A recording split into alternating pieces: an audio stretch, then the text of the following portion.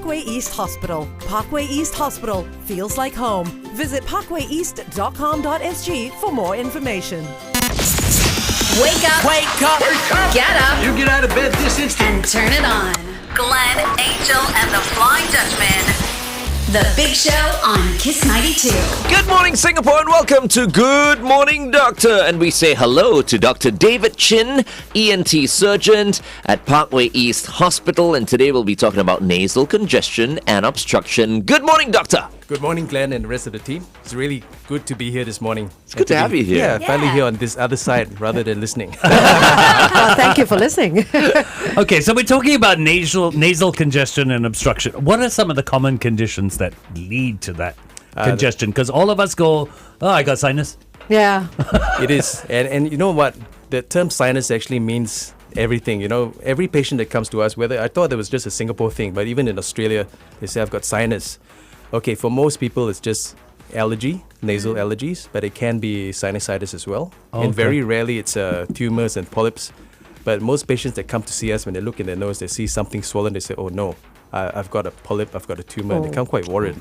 So, but by and large, it's mainly allergies that cause it, yeah. Okay. That causes the swelling, right? And of course, the other thing I forget to say, actually all of us have experienced it. When we get sick with flu, if we move on to sinusitis, we get exactly the same feeling. So we've all experienced this at some stage in our life. Right, right. What about things like hay fever? I know it's more for the Western countries and stuff like that. Do we get hay fever here in Singapore? Well, hay fever, the correct term is allergic rhinitis, which is a big mouthful. It's just Okay. that in the temperate countries, you've got seasons. So they have the seasons, they call it hay fever. And we have it just as much here, except that it's not just a season, it's there all the time.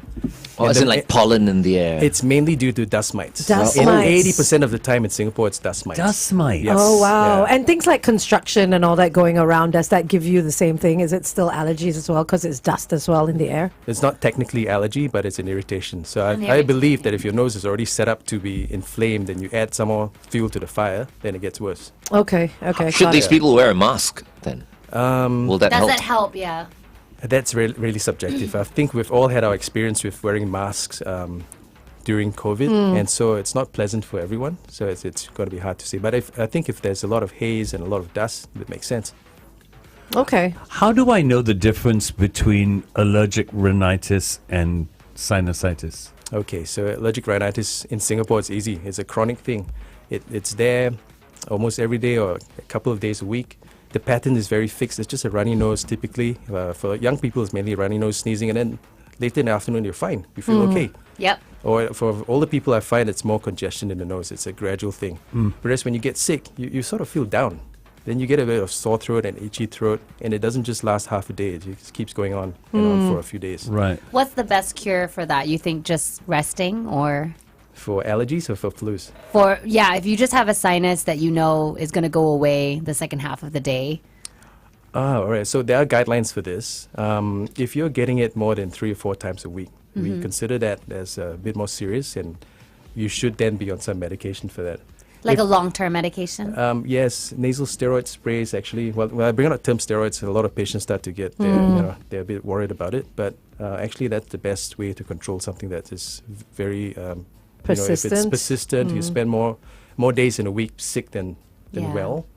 Yeah. If Something it's- to think about, yeah. Yeah. Many people are very scared of like steroid creams. As long as you say steroids, it's like, Yeah. oh, it's going to do Yeah. It's something Like, to me. I think you need to really, really consume loads of it in order for it to have a reaction. If you you're know, going to in take your it body. every day or 3 times a day, 3 times a week, I mean, that's quite a lot. It's so I was referring to nasal steroids then. So that's where the difference is. If you take a 1 milligram tablet, you compare that to one spray, that's 20 times less. Oh, And the other okay. thing is that most of the actions happens in the nose. So it's confined. And it's confined, and there are plenty of studies from the 1990s which show that even our body's own system for detecting steroids can't detect that level of steroids. So Oh, okay. it's safe. Okay. Okay, let's continue to talk to Dr. David Chin on The Big Show TV. Here's Jonas Blue, Don't Wake Me Up on Kiss 92.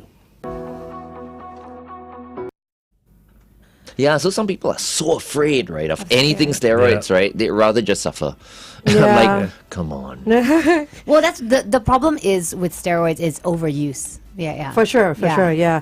You were talking about some ways to manage, like, sorry, my throat, I'm not sure what's wrong with it. She has to go and see you Yeah, after you're right, this. you know? doctor, to see actually.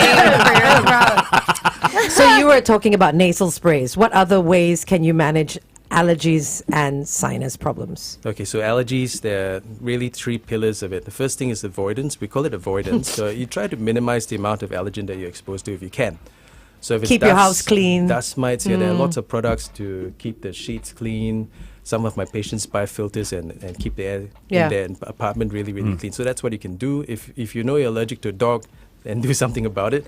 So that's avoidance. Then you've got medication. So if it's just twice a week, you can take antihistamines. If it's, as I said, something that's there most of the week, then it's probably better that you're on nasal steroids. So actually, I take antihistamine. I don't do it anymore, but I used to take it every morning because my nose is really sensitive to pollen in the air. So if I go downstairs and walk my dog, if I happen to breathe in one of the many flowers that are around the estate, then the rest of the day is ruined for me. So I was taking it every single morning, but my mom was very against it because she said that you grow an immunity to it, and then and what have you. Do you have any thoughts on that antihistamine? I get asked this question a lot. So if you only use it once or twice a week, that's fine. If you've got to use it every day, then I said it's better to be on something that controls the actual response to allergy, because antihistamines just block one pathway of the many things that are happening. So if I did take the antihistamine, there is a chance that I could still have a reaction to something else. You could still react to the dust mites, for example, but it's more a gradual buildup of that congestion over the years. And that's why young people like all of you guys don't get it. Oh, Thank hey, you. we call you Thank you. young people. I'm called young every day. Don't look at the boys. This is the older section. Yeah. That's why we're separated. But as you get to around 50s and stuff, sometimes they don't realize that congestion is creeping up, and it's at that stage it's almost not reversible anymore. Oh, so for now, it is still reversible. It's like this. You go to the gym and you work out, your muscles get bigger for a while, good for photos. If you keep going to the gym, the muscles get bigger. So I use this analogy to explain to patients why their turbinates are big when we look at them, and if they don't shrink very much, even with all the medications they use, because it has been like that for many years. It's just been creeping up on them. Okay. I have to say this. You asked about treatment, though. There is something as close to a cure that we can get for allergies. It's immunotherapy. The thing is it works like an insurance program. You gotta use this if it works, you gotta use this for 3 to 4 years before you can get that long-term benefit. Oh. What is experimental. immunotherapy, though? It's Tell us not more. experimental. There's a lot of data on it. So if you talk about dust mites, for example, if you give a small amount of that dust mite allergen, either as an injection or as a sublingual tablet or drop, and you expose your body in that way to it, you can change the way the immune system reacts Got to it. Wow. Yes. And it works? It works. Can I do this with my peanut allergy? It's similar with peanut allergies. And in fact, that's something that the allergists in NUH have been proposing for the last couple of years. Can we just throw her into a pool of peanuts? Oh, no, no, that no. also- Then I would just die. Just throw her into a bunch of experiments. I'm down. If I get paid, I will do it. But food allergy is a bit more tricky, can be more dangerous. But Okay. whereas Okay. these dust mite allergies, the immunotherapy is pretty much It's just very safe. uncomfortable. It's just that you need that commitment. And How long so will it take? 3 years. 3 years. Commitment Wow. is to Commitment. Nah. If you forget, you do it for 1 year and then you start forgetting it for a month, then it's all I wasted. haven't wear my retainers for 1 year. So you're gonna do it? You do it at home? You do it yourself, yeah. You do it yourself? Okay. Yeah. Wow. Oh. Okay. So Yeah. the patients that benefit most from this are the kids, because the parents will get them to do it. There's Right, someone there right. to do Yeah. it for them, Yeah. right? You were talking about the steroid spray. Is this an over-the-counter treatment, or must it be prescribed? It's usually prescribed. Okay. But I understand now in Singapore you can get 1 or 2 bottles from the pharmacist. Okay. the one with the green cap, right? Exactly. Yeah. You're, In you the know US, your- it's over the counter, but here, I think you can get it, but you have to go to the pharmacy site. You can of only get the- 1 or 2 at a time. Okay. Yeah. Okay. Well, are there side effects to? I've always wanted to know side effects to steroid use. To nasal steroids, there are side effects, but in the studies they compare them with the placebo, there's no difference. So sometimes patients say, oh no, I've got a nosebleed now, and we do out of just to empathize with them and just to safeguard ourselves, we say, okay, just stop it for a while. Let us find out what's causing your bleeding this time, and when things settle down, then we get started in it. But actually, there is no extra side effect compared to Right. just. You know what nasal causes spray. the bleeding, right? So they use the nasal spray. And they- then they feel like, hey, don't feel very comfortable. There's a bit of irritation. And then they start digging their noses. Oh, go ahead, Glenn. No, it's true. It's And then true. the lining thins, and then boom. It sounds like you know this intimately. Do you know No, this? no. I've never used a nasal spray in my life. Okay, So okay. his No? dengue, his Never. dengue was actually nose picking. There you go. It could very well have been. I see. It could Yeah, have that was been. the only time my nose bled. And it was like, It's awful. it's It must have scary. been It's awful, so yeah. scary. No, so let's talk home remedies. I remember as a kid, I used to wake up with a stuffed nose. I used to be sneezing all the time. Now I don't. I'm completely fine. My mom used to say, hang your head over the bed and Yeah. and you sort of breathe in. I don't know. That worked for me. Put your head over a steaming bowl of water with a lemon and cover your it up, head yeah. with a cloth. Are them? Do those work, or are they just kind of like old wives' traditions that have passed down? And neti pot. Neti pot is also. You know what neti pot is? Do any of you know what a neti pot? What? Do you know what a neti Of pot course. is? Yeah, but What's you a know. neti pot? So you use. Sometimes it comes in a little pot, or sometimes you have just like a tube that you can squeeze with a little tip at the top of the bottle, and then you put in saline, you mix it with warm water. Oh, you and wash your drop nose it. out. Ew, So God, it goes I've heard of that. in one side and it goes Comes out out the the other. But actually, it's very good at clearing because So I'm it's a vocalist. nose rinsing almost. But it rinses the inside where your nasal Passages. gets clogged up. Okay, we're going back Oh on my Okay, God. let's talk about that. Actually, you've never tried that, right? I've heard of Neither it. it. have I. Have either of you? No, I've heard of Oh, it. I want to make With the all size of of us my do it. nose, do you know how much liquid I'd need? Stand by.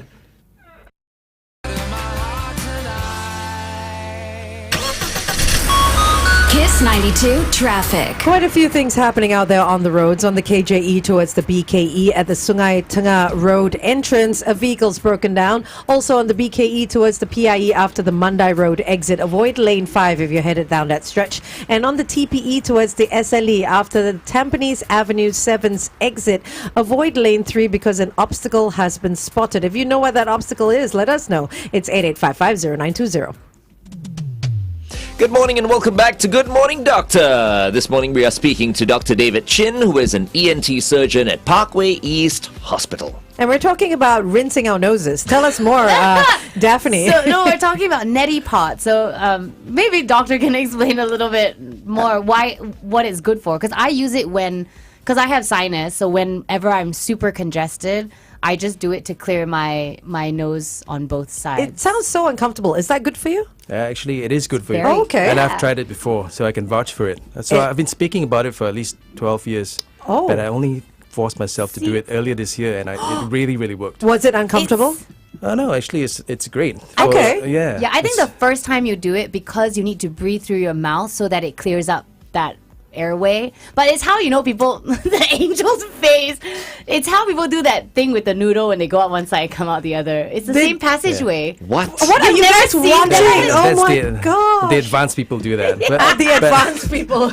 But there is actually science behind this, and the study showed that we call it saline irrigation. The mild form is just a spray for those people who are not ready for washing the nose, but it actually can decongest the nose. It doesn't do anything for the allergies per se, but it cleans the nose, and especially useful when you're getting sinusitis and you've got stuff that's clogged in there. You just need to unclog it. Won't it cause you to sneeze extra? Because anything going up through the nose while your nose is congested or I would something, have thought. it'll make me sneeze. It's 'cause actually it very irrit- comfortable when you get used to the passage flow. I would say like anything, you need to get used to it. First time you do it, maybe you get a bit of ear pressure pain, you get scared. But I'm after gonna buy after it you for get all of the us to right, use. the right technique, it's actually great and it feels nice. And of course, you got to mix it up. You can do your own homemade stuff, but there are pre-prepared concentrations for it, and the water's got to be warm. Got to be same temperature as your body temperature. So you advocate this? I strongly advocate it. Oh, okay. Well, at It least took when you you're 11 sick. years to try you're it, but sick, it's okay. good, right? It's yeah, good. So even for people who don't have nasal congestion, you recommend that they do it maybe a few times a year? Actually, I mainly recommend it for people who are suffering from sinusitis. The moment you realize you got sinusitis until you're better.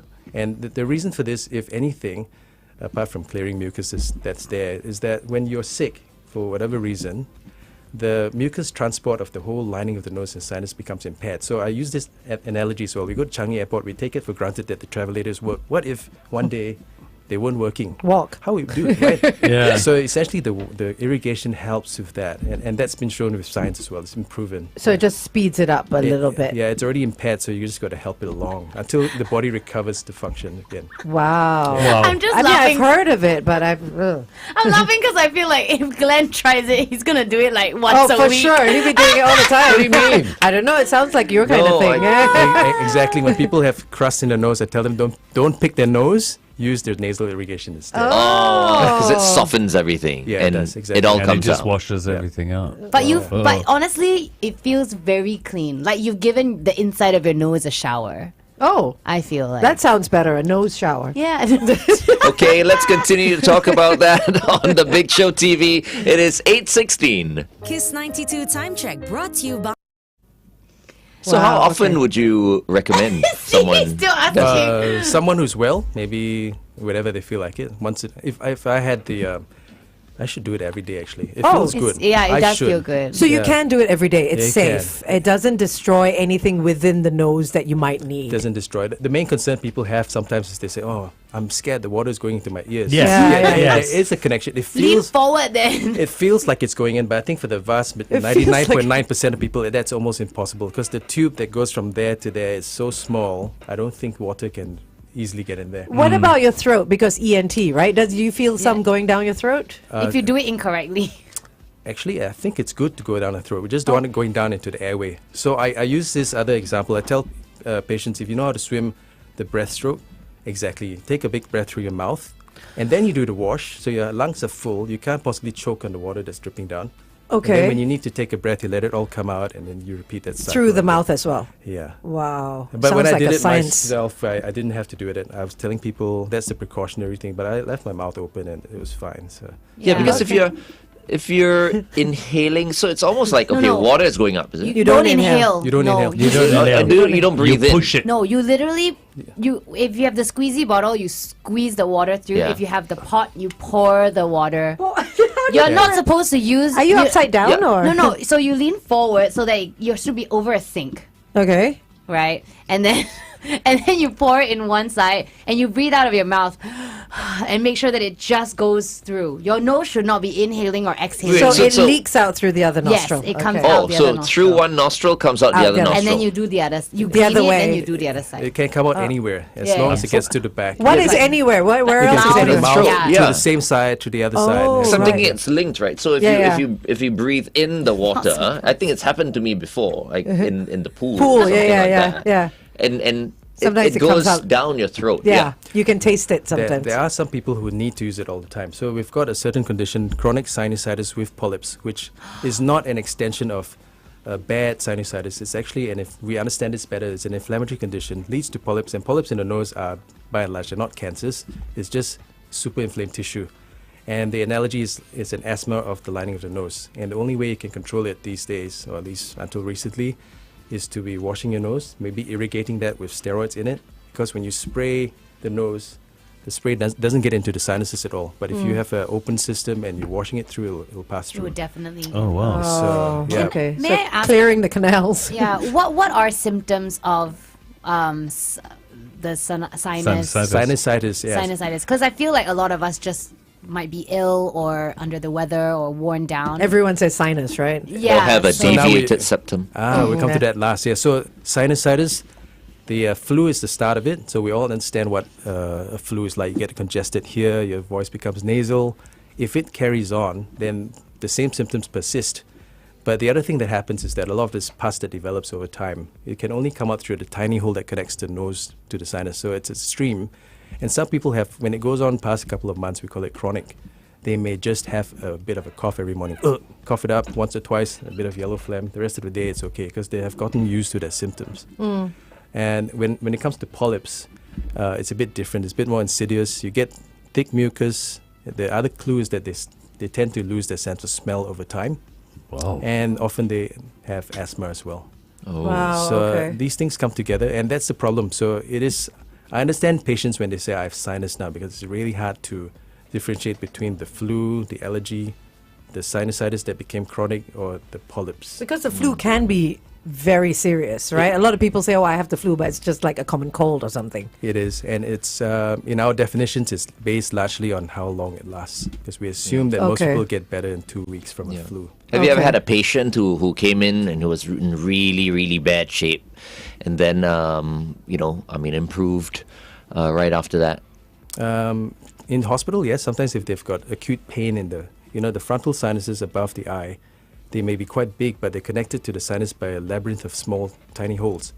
So it's really hard for them to. I think the pressure builds up, and sometimes when we operate and we see those sinuses, they're literally pulsating because there's nowhere else for that. That Oh, that's pressure why to go. you've got pain here. Sometimes you have pain, and pressing it Pressure. is sometimes relieving. Yes, that's right. Okay, okay. So in those circumstances, the tissues are red, inflamed. There's a lot of pus inside there. So that kind of example we Yeah. have sometimes. I was always going to ask the doctor, like, your most memorable Oh, God. surgery that you performed. Yeah, tell us. Not in Singapore, in Myanmar. Oh, what was it? Because when Singaporean patients are very fortunate. They come early, they get referred early. Yeah. When you see patients in Myanmar, and they've been brought from the provinces to the main hospital, I had this patient who had the equivalent of 3 major operations for me in Singapore at the same time. And Wow. we had to finish that in 2.5 hours Oh. with whatever equipment they had there. And what was happening with this patient? So they had sinusitis. They had a benign tumor that was hanging out the nose here, going down to the back of the throat. In Singapore, sometimes we see them 1 or 2 centimeters, but this one was a big glob Oh. of that. So that made it a lot more challenging. Successful? Successful. Okay, yes. that's good. That's wow. good. Yeah, Nice. that's good. It must feel good when it is. Was it a guy or a lady? It was a guy. Lucky Okay. guy then. Oh, Okay, Glenn brought this up just now, and you said we'd talk about it later. Deviated septum. Hmm. it's the third most common condition apparently that leads to nasal congestion. Well, not congestion per se. I'd say nasal obstruction. Okay. But I got to put a sort of disclaimer to that. The thing is about the septums. Unless you've had an injury, your septum is already fixed by the time you're in your mid-teens. It's not going to Okay. change anymore. So if someone comes at 25, 40, and they say, my nose became blocked in the last 3 years, the septum may be part of the picture, but it's not what caused them to suddenly get blocked. The other thing is that when we look in the nose, if we think that everyone has a perfectly straight nose, no, that's not true. Just like our faces, most of us have some asymmetries. It's the same inside. So the question is about how bad the deviation is and which part of the nose. So typically, if it's close to the front of the nose, that's where it has the greatest impact. And also it depends on you. If you've got a short nose like mine, it doesn't matter so much. The more sharp your nose is, the more important it is in front. Okay. Okay, let's talk about the, The septum, deviated, yeah. deviated septum on air. Okay, let's take a look at what's happening on the roads. On the PIE towards Tuas before Clementi Avenue 6's exit, a vehicle has broken down. Also on the BKE towards the PIE. This is right after the Mandai Road exit, causing quite a bit of backup until the SLE exit. Avoid lane 5, another stalled vehicle. If you have any other news, it's 88550920. Good morning and welcome back to The Big Show and The Big Show TV. It is Good Morning Dr. David Chin today from Parkway East Hospital. He is an ENT surgeon. And off air, we were just talking about deviated septums. Now, let's talk about the third common Condition. leading to nasal congestion. Obstruction. You might want to, correct me on that. Clarify. Yeah. Deviated septum. Now, what exactly is it? So the first thing, the nasal septum is that piece of cartilage and bone that separates the left from the right side of the nose. So in most of us, actually, if you look inside, there will be some slight asymmetry, but it may not always cause a problem. It does cause a problem. I've seen patients where they don't even realize it because they've grown up with this from the time they were teens or even earlier. One side of the nose is like 10% of the gap and the other side is 90%. But they don't realize that because they've gotten used to that. But it's all on the inside. You can't see it. It starts from the front. Visually? So if it's Okay. very close to the front, you can just flare your nostrils and look in the mirror sometimes and you can see the difference. I'm going to do that. Oh, okay. If it's further back, you can't see it.